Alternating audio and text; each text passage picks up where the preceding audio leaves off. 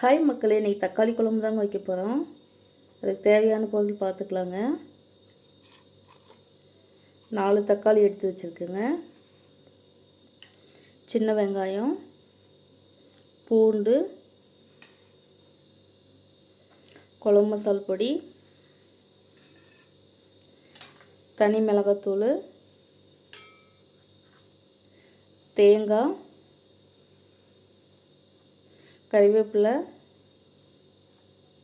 தாளிக்கிறதுக்கு பட்டை, கிராம்பு, சோம்பல் எடுத்துருக்கேங்க. உப்பு தேவையான அளவு.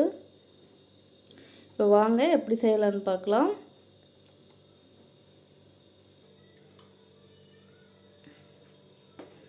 வடைச்சட்டி சூடானது எண்ணெய் ஊற்றி வச்சுக்கிட்டேங்க. இப்போ பட்டை, கிராம்புலாம் போட்டுக்கலாம்.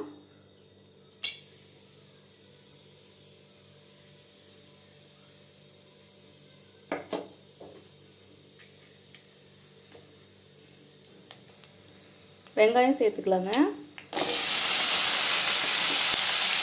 அடுத்து பூண்டு சேர்த்துக்கலாங்க. கறிவேப்பிலை,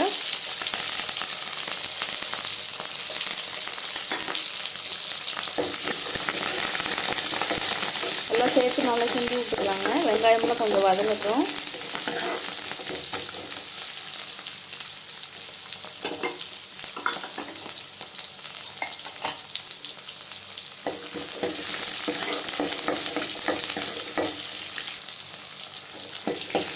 வெங்காயம் பூண்டு இந்த அளவுக்கு வதங்கினா போதுங்க. இப்போ தக்காளி சேர்த்துக்கலாம். தக்காளி அரைச்சி வச்சுருக்கேங்க.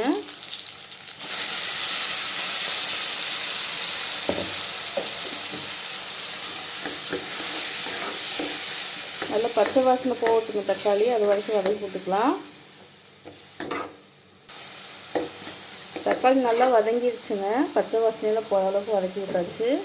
எண்ணெயெல்லாம் பிரிஞ்சு வருது பாருங்க, நல்லா அந்த அளவுக்கு வதக்கணும்.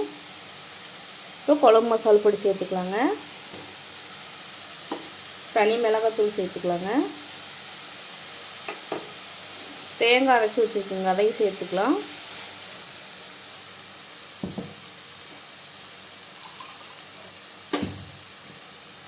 தண்ணி ஊற்றிக்கலாங்க. குழம்புக்கு தேவையான அளவு தண்ணி ஊற்றிக்கலாம்.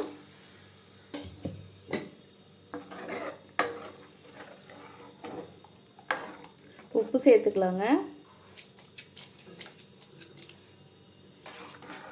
நல்லா மிக்ஸ் பண்ணி விட்டு நல்லா கொதிக்க வைக்கலாங்க.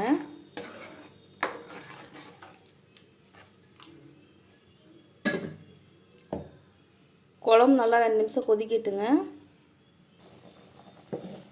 குழம்பு நல்லா கொதிக்குது பாருங்க.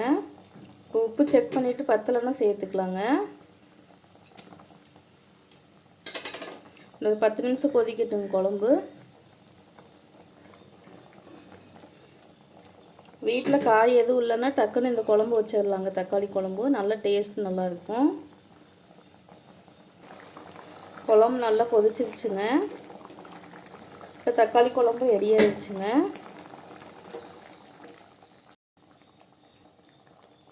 இது மாதிரி நீங்கள் ட்ரை பண்ணி பாருங்கள். பிடிச்சிருந்தால் லைக் பண்ணுங்கள், ஷேர் பண்ணுங்கள், சப்ஸ்கிரைப் பண்ணுங்கள், கமெண்ட் பண்ணுங்கள்.